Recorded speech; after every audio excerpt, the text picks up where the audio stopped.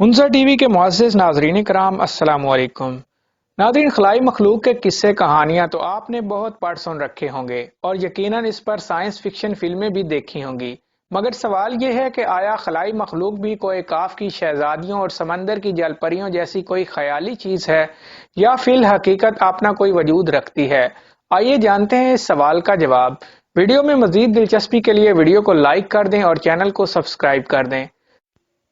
नाजरीन, अशरों की रियासत और खला पे की जाने वाली रिसर्च के बाद किसी खलाई मखलूक का खोज ना मिलने के बावजूद फल्कियात के माहिरीन की एक बड़ी तादाद को यकीन है कि खलाई मखलूक अपना वजूद रखती है, मगर हमारा इल्म और हमारी मौजूदा सलाहियतें उनका पता चलाने और उनसे ताल्लुक कायम करने से कासिर हैं।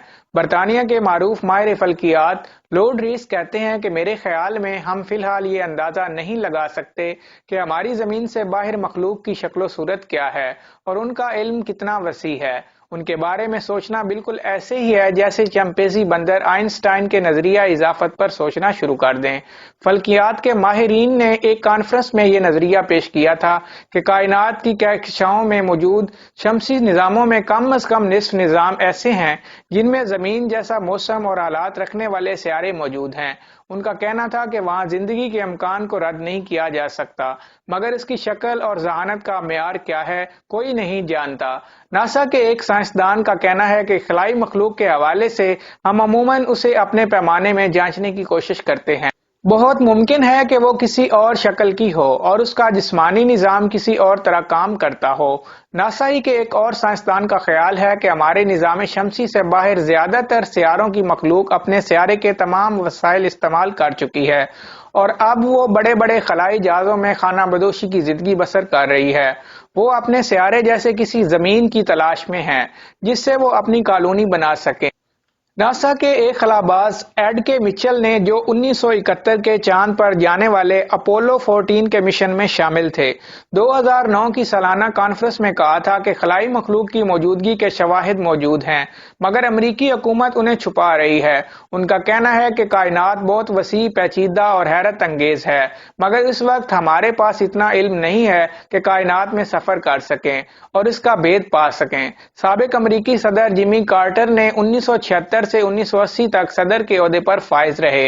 अपनी एक इंतखाबी मुहिम में कहा था कि अगर वो सदर मुंतखब हो गए तो खलाई उड़न तश्तरियों के बारे में तमाम खुफिया मालूमात मंजर आम पर लाएंगे, और उनका कहना था कि उन्होंने खुद भी एक बार उड़न तश्तरी देखी थी। एक ऐसा ही दावा 1980 से 1988 तक अमेरिका के सदर रहने वाले रोनाल्ड रेगन ने किया था कि एक बार त्यारे में सफर के दौरान उन्होंने खिड़की से बाहर एक उड़न तश्तरी देखी जिससे सफेद रोशनी निकल रही थी। वो कहते हैं कि मैंने पायलट को उसका पीछा करने के लिए कहा। रेगन का कहना है कि हमने बैगर्स फील्ड तक उसका पीछा किया, फिर उड़न तश्तरी अचानक ऊपर उठी और खला में गायब हो गई। सोवियत यूनियन के आखिरी सदर मिखाइल गोर्बाचोफ ने एक बार अपनी तकरीर में कहा था कि उड़न तश्तरियां कोई ख्याली चीज नहीं है, बल्कि दर हकीकत अपना वजूद रखती हैं और हमें उनके बारे में संजीदगी से सोचना चाहिए।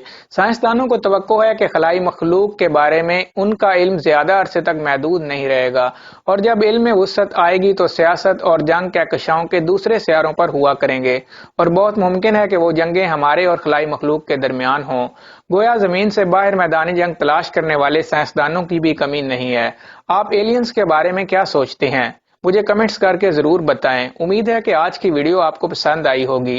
इसे लाइक करें और चैनल को सब्सक्राइब करें। शुक्रिया।